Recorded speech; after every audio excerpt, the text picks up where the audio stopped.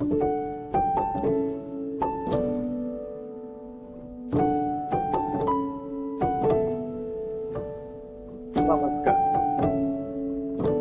संवाद मध्ये तुमचं स्वागत.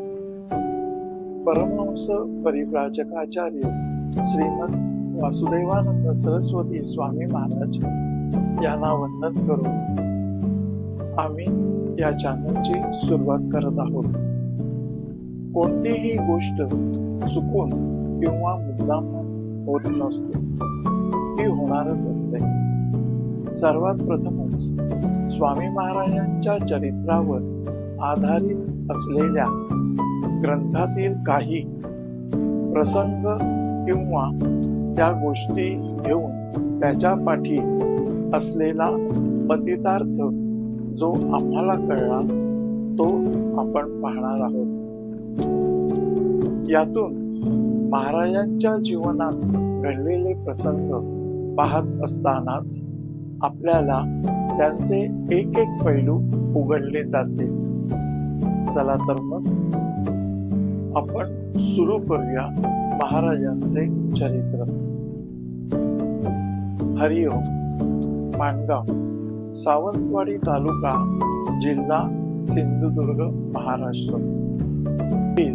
वेदमूर्ती हरिभटजींचे ज्येष्ठ चिरंजीव गणेश भट हेच श्री स्वामी महाराजांचे वडील व रमाबाई मातोश्री होत्या. गणेश भटजींची वृत्ती सात्विक व भोळी होती. त्यांची प्रवृत्ती श्री दत्तप्रभूंच्या चिंतनाकडे विशेष लागलेली होती.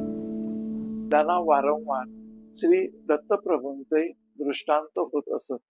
त्याप्रमाणे ते गाणगापुरी जाऊन दत्त महाराजांच्या सेवेत राहत असत व आज्ञा झाली की मग घरी परत येत.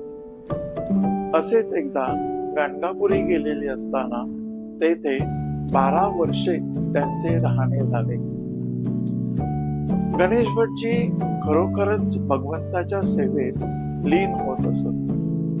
त्यांच्या सेवेने भगवान दत्तप्रभू प्रसन्न होऊन त्यांनी भटजींना आपल्या घरी परत जाऊन राहावे असे आदेशून सांगितले व पुन्हा गाणगापुरास येण्याचे कारण नाही असेही सांगितले. सौ रमाबाई या सुद्धा पुण्यकर्मच आपला काळ घालवत असत.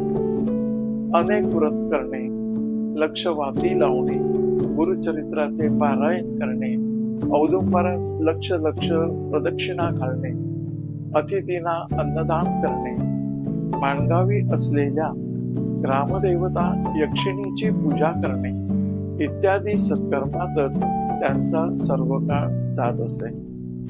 अशा तपोनिष्ठ दाम्पत्याच्या पोटी शके 1776 रोजी आनंद संवत्सरात श्रावण कृष्ण पंचमी असताना रविवारी सूर्योदयापासून 25 घटिका व 10 पळे यावेळी एका बाळाचा जन्म झाला.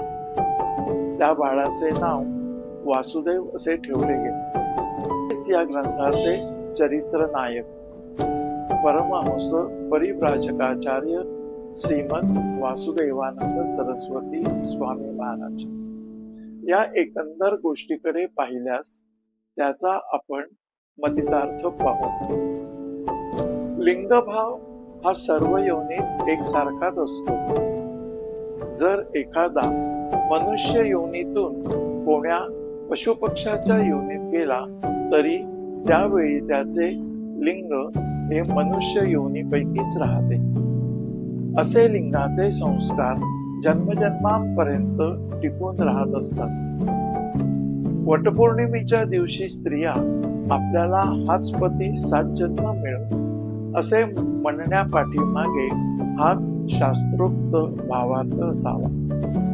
या पाठी असलेल्या विज्ञानाचा आधार म्हणजे बहुतेक वेळा असे घडत असते, मी पुरुष आहे, मी स्त्री आहे, हा सतत वाटण्याचा संस्कार मनावर इतका दृढ होत असतो की कित्येक जन्मात त्याच लिंगदेहात जीव जन्म घेत असतो. जीवाचा हा भाव त्याच्या चित्तामध्ये स्थिरावला गेलेला असतो. देहत्यागानंतर जेव्हा सूक्ष्म व कारण देह स्थानांतर होते तेव्हा तो जीव चित्तातील स्थायी भाव बरोबर घेऊन जातो. यालाच महाकारण देह म्हणतात.